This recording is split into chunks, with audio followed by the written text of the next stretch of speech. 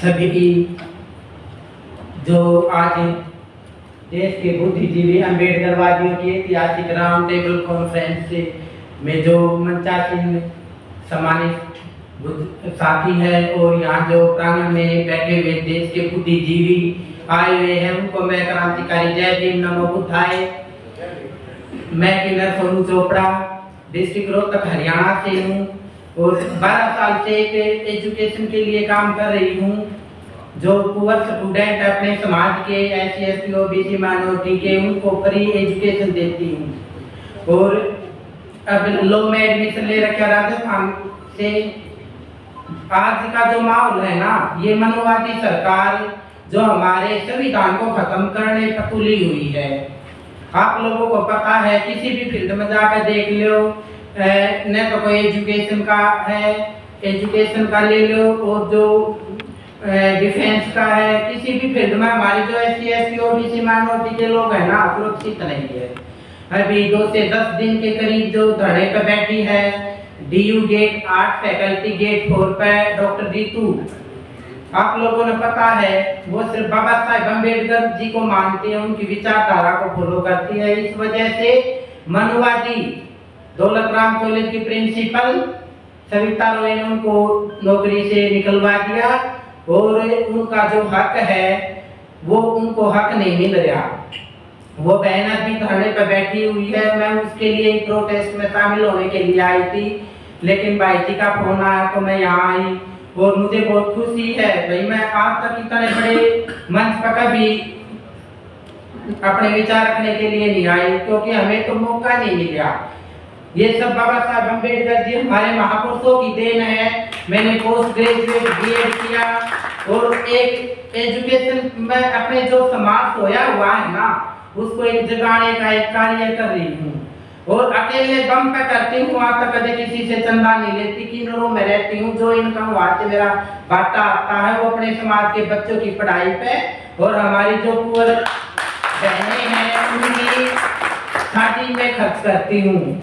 और ये सब बाबा साहेब छत्रपति साहू महाराज और माता सावित्रीबाई फुले पेरियार जी की कृपा है। भाई उन्होंने अपने समाज के लिए, अपने देश के लिए अपने प्राणों की आहुति दे दी और आज हमारा समाज इतने बड़े बड़े ऊंचे पदों पर बैठा हुआ है, लेकिन वो सिर्फ अपने तक सीमित रह गया। वो अपने समाज की तरफ कोई ध्यान नहीं देता। आज जो संविधान को ये मनुवादी खत्म करने पर तुले हुए है ना, इसका कारण हमारा समाज है। वो नहीं चाहता कि भाई हमारा संविधान बचे, क्योंकि संविधान को खत्म करने में जो हमारे 131 सांसद जो चुनकर हम बेचते हैं SC रिजर्व सीट से, लेकिन वो जो चुनकर जाते हैं विधान लोकसभा में, ये हमें हमारे जो हक अधिकार है उनको खत्म करने के लिए उन मनुवादियों का साथ देते हैं। अगर हमारे समाज में कहीं भी किसी के साथ एट्रोसिटी होता है, किसी बहन बेटी के साथ रेप होता है, किसी के साथ ज्यादती होती है, लेकिन ये हमारा साथ नहीं देते।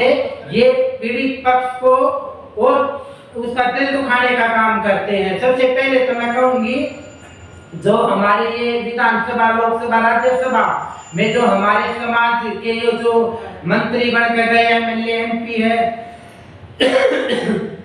वो बाबा साहब के संविधान के विपरीत कार्य कर रही है। ठीक है, अब लोकसभा का इलेक्शन आ गया सिर पे। जब भी ये मनुवादी विचारधारा रखने वाले आपके घर, आपके दरवाजे पर वोट लेने के लिए आए ना, तो आप एक बात पूछना, हमारे समाज के साथ गलत होता तब ये कहाँ जाते हैं? इनका जूते मारने का काम करना। ठीक है, जब तक आप जूते नहीं मारोगे 5-7 MLA मंत्रियों को, इनकी अक्ल ठिकाना नहीं आएगी। अभी राजस्थान में हेमलता बैरवाल जी जो हमारे समाज की होनहार टीचर है, जो 26 जनवरी के दिन जो वहाँ पे स्कूल में प्रोग्राम चल रहा था, ये संविधान दिवस के रूप में मनाया जाने लग रहा है। तो भाई किसी काल्पनिक देवी देवताओं को तो मानने की बातें नहीं उठती। भाई समाज पढ़ा लिखा, वो बहन पढ़ी लिखी है, तरक्की साइंस का युग है, उसने बस कहा था कि भाई आज का दिन बाबा साहेब अम्बेडकर जी का दिन है, सावित्रीबाई फुले का दिन है, माता सावित्रीबाई फुले का दिन है। उन्होंने लड़कियों के लिए पहला स्कूल खोला, लड़कियों को अपर कास्ट की लड़कियों को पहले तो उन्होंने शिक्षित किया था और साथ ही साथ अपने बहुजन समाज की बेटियों को भी शिक्षित किया।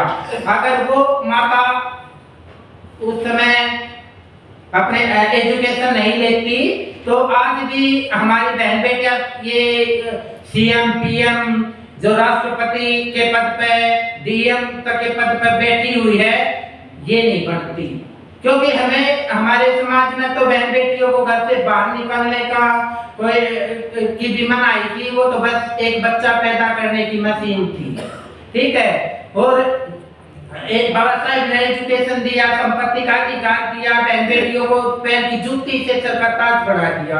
आज की न समाज से होते हुए मैं भी आज इतनी पढ़ी लिखी हूँ कि अपने समाज सोए हुए समाज को जगाने का काम कर रही हूँ। मुझे खुशी मिलती है जब भी अपने समाज का कोई किन्नर मिलता, मैं बहुत खुश होती हूँ कि भाई आप हमारे साथ आओ, जो बाबा साहब की विचारधारा है उसको देश के कोने कोने तक लेके जाएंगे। आज पूरा वर्ल्ड बाबा साहब अम्बेडकर जी को मानता है, लेकिन ये मनुवादी आरएसएस के जो एजेंट है वो हमारे बाबा साहब और उनकी विचारधारा को खत्म करना चाह रही है।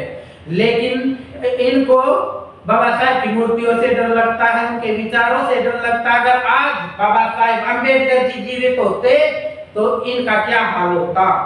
जब उनकी मूर्तियों से ये बढ़वे करे डर रहे हैं, तो अगर बाबा साहब आज जीवित होते तो ये तक हार्ट अटैक होकर मर जाते। आज मैं बहन इमलता बेरवा जो टीचर उनके धरने में गई थी, वहाँ कुछ लेडीज बैठी धरने पे अपने हक अधिकार के लिए, पढ़े लिखे समाज की थी, जॉब लगी हुई, उन्हें पता है कि बाबा साहब ने हम उन लड़कियों के लिए क्या क्या काम किए हैं। लेकिन एक लड़की बोली बाबा साहब को जानती भी नहीं थी भाई कौन है। मैंने कहा कि बाबा साहब वो बंदे हैं जिनने संविधान बनाया, देश को आजाद करवाया, और आप एक लेडी होते हुए आपको बाबा साहब के बारे में नहीं पता, जिनने 4 बच्चे हमारे देश का कुर्बान कर दिए, लेडीज को पैर की जूती से सर का ताज बना दिया। आप जॉब लग रही हो तो बाबा साहब अम्बेडकर जी की देन है। मखाइए किसी मनुवादी ने आपको अधिकार नहीं दिया था, जॉब का पढ़ने का अधिकार नहीं दिया था। मंदिर में जाती है, पूजा पाठ करती हमारी बहन बेटियां। मैं कहती हूँ किसी मंदिर में जाने की जरूरत नहीं है, बाबा साहब के संविधान को पढ़ो, मान्यवर काशीनाथ जी के रास्ते पर चलो, माता सावित्रीबाई फुले बहन मायावती जी के रास्ते पर चलो, उनका ये जो फूलन देवी है हमारी बहन, उन्हें पूरे देश में क्रांति लाई थी उस टाइम एंशिएंट पीरियड में। बहन बेटियों के साथ में बहुत गलत काम होता था उस टाइम, और अकेली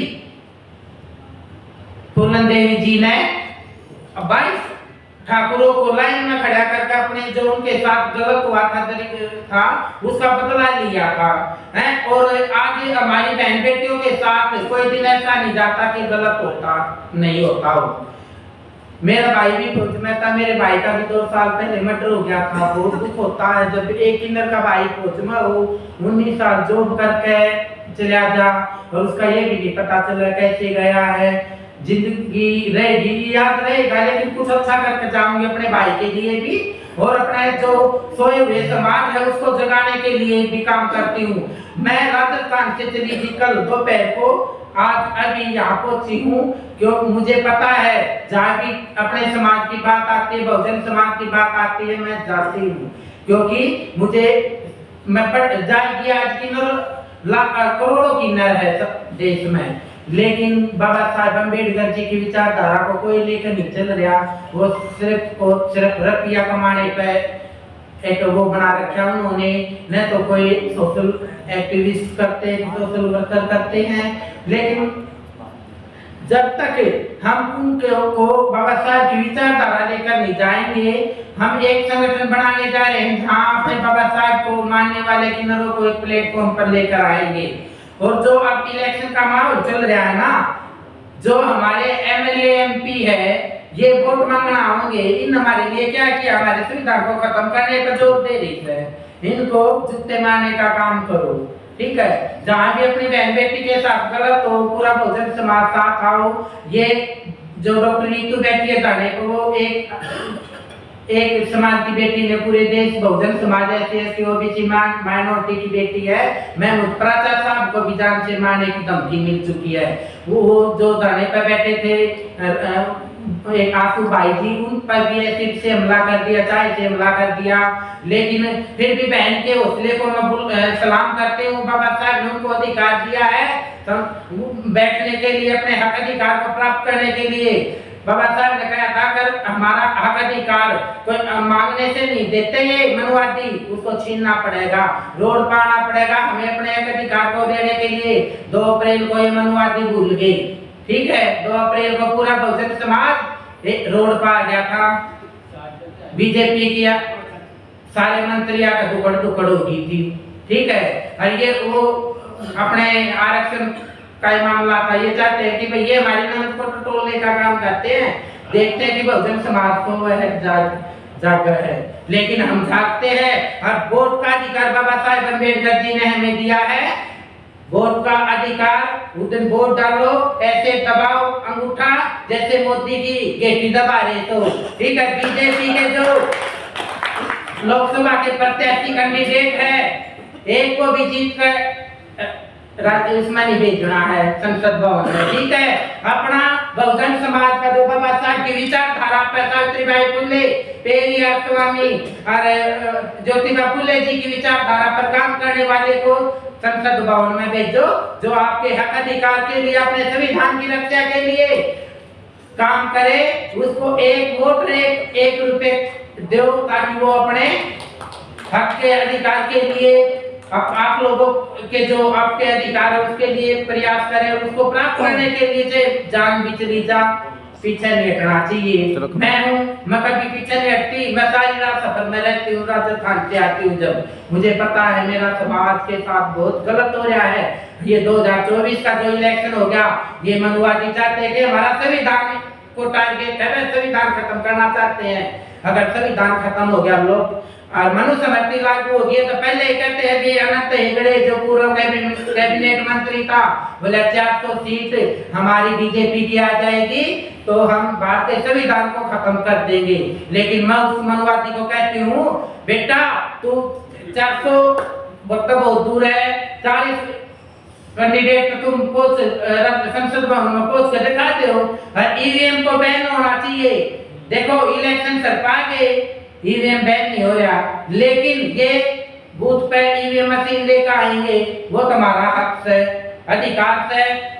ये उसको ईवीएम बैन नहीं करते, उसको तोड़ने का काम करो, ईवीएम को जलाने का काम करना चाहिए, ठीक है। पहले ईवीएम को मैं मेरे गांव में, मैं मेरे बूथ पर तोड़ने का काम करूंगी, और जब ही ईवीएम बैन होगा वो सभी SC OBC माइनॉरिटी के लोगों को एक मंच, एक झंडे पर आ जाना चाहिए, ताकि हमारे हक अधिकारों की रक्षा हो सके।